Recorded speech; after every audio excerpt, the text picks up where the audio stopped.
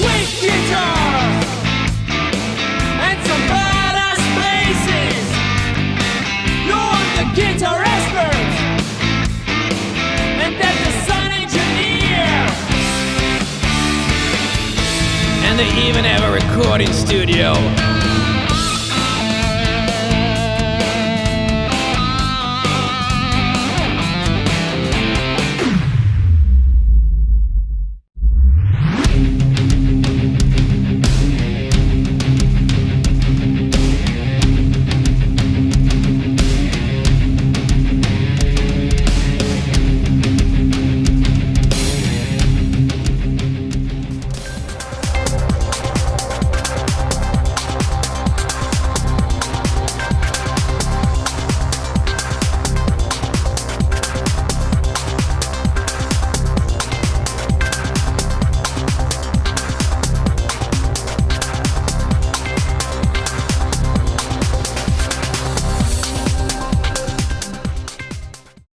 Salut à toutes, salut à tous et bienvenue pour ce nouveau Reactech chez Record. Aujourd'hui je serai accompagné de David. Salut.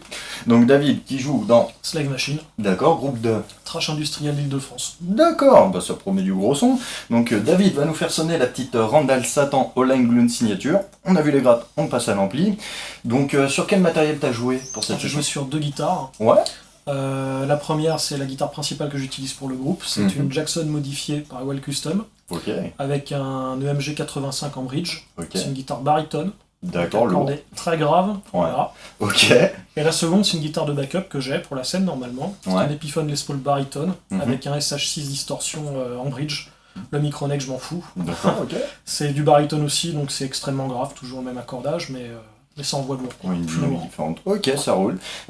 Pour l'essai, donc le Randall sera couplé au mythique Blackstar 412 avec un micro SM81 si je ne m'abuse. SM57, merci pour la correction. Les deux micros. Donc pour le test, la Randall sera câblée donc, sur le Blackstar 412 comme d'habitude, Célestion dans le type V30 et en prise on a un SM57 et un SM81. Donc on te retrouve tout de suite pour nous faire sonner la bête. À toutes. Parfait.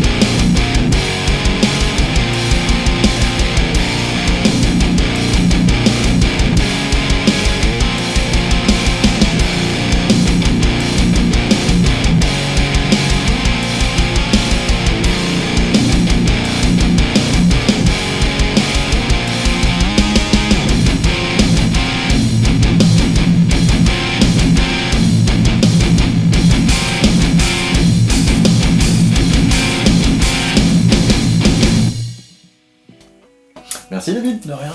Donc cette tête Randall, comme on a pu voir, c'est une tête destinée au son plutôt métal, mais qui a quand même une certaine polyvalence, hein, on pourrait le constater.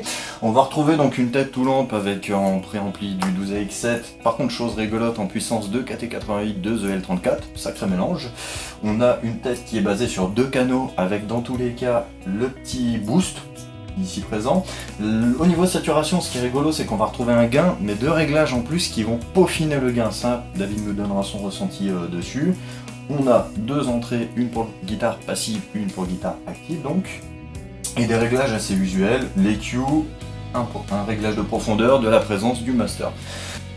En fait, cette tête Randall est vraiment dédiée au death metal. Ouais. C'est-à-dire, si t'aimes le Cannibal Corpse, si t'aimes Obituary, Six Feet Under, c'est clairement le son de Six Feet Under, ça c'est clair et net. C'est très creusé, quoi que tu fasses. Je vais pas qualifier cette tête de moderne, mais on va dire c'est du old school revisité. D'accord. Voilà. Ouais, pour moi, c'est plutôt ça. Ouais, c'est reprendre le son ricain, le réarranger. Concrètement, c'est un son ricain. D'accord. Modernisé, on va dire, pour que ça soit plus droit. Oui. Pour tous ceux qui ont touché à du Mesa ou du Engel, ce que j'ai possédé, concrètement, c'est un mix entre les deux. On garde le côté sale du Mesa dans le bas. Ouais. Donc ça bave, c'est gras. D'accord. C'est très difficile d'avoir quelque chose de précis. Et en parallèle, t'as un côté très droit dans les médiums et dans les aigus, qui vient comme du Engel, on va dire. D'accord. Okay. Dans l'ensemble, j'ai trouvé ça intéressant. Ouais. Bon, après, ça dépend dans le style auquel on veut faire évoluer cette tête, mais pour le coup, j'ai trouvé très intéressant ces 3 réglages en fait. Donc le Girth, le Grind, le Gain. Ouais, là, alors c'est un peu, c'est pas très simple en fait. Avec après une deuxième utilisation, on arrive à comprendre. En fait, le potard de gain, ici, c'est juste un gain qui va, on va dire, jouer sur les médiums, principalement, qui va aller jusqu'à 50%. Donc, à fond, on est à 50%. D'accord. Ensuite, on a ce premier potard, deuxième, là, donc le Girth, le Girth et le Grind. Le Girth, il agit exclusivement sur les basses fréquences. D'accord. Ok, donc en fait c'est un potard de gain, aussi pareil, donc il va ajouter de la disto ok, dans le son final. On part de 50% ici, et on va jusqu'à 100% là comme ça. D'accord. Et ça fait gonfler les basses, ça fait gonfler la disto au niveau des basses. Voilà, principalement pour ce potard là. Pour le grind, c'est plutôt sur les aigus. Ok. Donc là c'est pareil, ça ajoute plus de claquant, plus de côté, un côté très présent. C'est très particulier. Donc concrètement, si par exemple on se met comme ça, c'est déjà la guerre nucléaire. D'où son nom en fait. Voilà. Okay. Donc voilà. Pour obtenir quelque chose de précis, comme ce que j'ai eu pour l'essai, j'avais, on va dire, le gain pas très élevé à ce niveau-là. Et en fait j'avais vraiment mesuré ce potard là parce que le potard de gain pour les basses, le Girth là, part très fort. C'est-à-dire par rapport à celui qui est dédié aux aigus, celui-là, à ce niveau-là, c'est déjà la guerre, celui-là, c'est pas encore la guerre. Il faut vraiment doser. Ça peut être envahissant. Ouais, ça peut être envahissant, c'est très particulier. En plus, couplé au réglage de profondeur et à la basse même de l'EQ. Ouais, ça c'est clair. Il y a un potard très intéressant qui est le sweep. Concrètement, on a un potard de médium ici, là. Ce potard de sweep, en fait, va déplacer la bande des médiums, en fait, sur laquelle agit ce potard. D'accord. Ok, donc si je me mets là, je suis dans les hauts médiums. D'accord. Le potard de middle agira sur les hauts médiums. Ok. Il suffira de le bouger comme on veut. Donc, quand on est là, on a l'impression qu'il y a un voile sur l'ampli, quand le sweep est vraiment bas. Quand le sweep est vraiment fort, ça perce vraiment le mix. C'est beaucoup plus c'est vachement sympa. Donc vraiment c'est tout ce que je dirais sur tous les potards sur Infinix ou Active, donc faire attention, c'est comme sur les Mesa. Là ils ont voulu aussi copier un peu le circuit des Mesa. J'ai l'impression. C'est-à-dire tout ce qu'on va faire ici comme réglage de gain va automatiquement influencer le comportement des potards d'équalisation ici. Donc c'est-à-dire si on a un réglage comme ça par exemple, si je modifie ces deux potards là, il va falloir que je corrige ici pour retrouver un son. Donc ça c'est pour c'est original, le canal 1. Oui, donc, qui est le canal de saturation et non le canal clean. C'est ça, sur cet ampli là, le canal 1 c'est le canal où c'est la guerre. c'est la grosse disto. Et on a un potard, on a un petit bouton de switch là, qui est directement relié au foot switch, c'est-à-dire exceptionnellement, voilà. Ça changera rien. Voilà, qui s'appelle Kill, et en fait, ça va rajouter encore plus de gains. Ouais. Voilà. C'est un boost en fait. C'est un boost, mais ultra violent, c'est-à-dire, concrètement, quand j'ai réglé l'ampli pour trouver un son, pour l'essai, lorsque le kill n'était pas activé, j'avais l'impression d'avoir un gros overdrive en fait. Oui, très chargé mais pas très chargé, mais si je faisais les palmes rapides par exemple à la Fear Factory, tu vois, des trucs dans le genre, concrètement ça manquait de pêche. Quoi. Ouais, donc en fait en activant le switch kill, ce qu'on a fait, ça corrige ce problème. D'accord. C'est pas un problème, mais en tout cas, moi qui ai envie de ça, ça m'aide. Alors après, moi j'ai un avis tranché sur le canal clean, donc le crunch. Canal 2, ouais. Donc le canal 2. Pour moi, c'est pas vraiment exploitable. Ouais. Vraiment, l'ampli est trop crade. C'est-à-dire, lorsqu'on met des basses, parce que j'aime bien, tu sais, un peu comme ce qui se fait dans le gent actuel, ils aiment bien avoir des jolis sons clairs avec un petit shimer derrière, une reverb. Voilà, alors pas beaucoup de médium, beaucoup de basses, beaucoup d'aigus, quelque chose vraiment qui soit profond. Si on fait ça, il y a tellement de basses, c'est tellement chargé que concrètement, ça devient moche. Quoi. Ouais, obligé d'exploiter le depth après.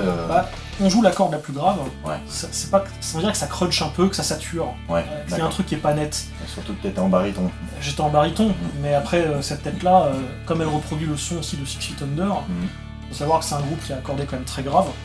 Donc c'est censé être fait pour de la 7 cordes, quoi, entre guillemets. Ça a été pensé aussi cette corde. Ça a été pensé aussi dans cette optique-là. Donc en théorie, on pourrait se dire que le son clair a été optimisé pour ça, quoi. Mais c'est pas vraiment le cas. D'accord. J'ai un potard de Bright ici, que j'ai trouvé trop timide. La petite pointe d'éclaircissement, on va dire, de claquant, elle est pas au rendez-vous. C'est vraiment trop timide, j'entends pas vraiment la différence. Ok. Je ferai une remarque aussi sur le potard. Alors là ici on est dans la section puissance, donc sur le def et sur la présence. La présence elle est vraiment ultra efficace. Ça c'est ça envoie sévère. Concrètement j'ai pas pu aller au-delà de 15 heures quoi. Enfin, c'est pas possible. Sinon ça nique les oreilles. D'accord. Et le potard de def il est vachement bien, ça me rappelle beaucoup ce qu'il y avait sur le PV 5150 ou actuellement sur les 6505. C'est comme le potard de résonance qui va agir un petit peu sur les infras et qui sera adapté en fonction du baffle qu'on utilise. Et des HP par conséquence. D'accord. Donc voilà, je suis plutôt content. Franchement, ça sonnait vraiment bien, j'ai pu trouver un son qui me plaisait. Mais comme je le dis, c'est pas avec ça qu'on fera du gent. C'est parce que tout le monde veut faire ça apparemment aujourd'hui. Oui, le gent est le nouveau courant musical. Donc, le nouveau courant musical avec du gel et tout. Et en fait, par contre pour du gros old school death metal, peut-être pas du death metal technique comme fait Gojira par exemple.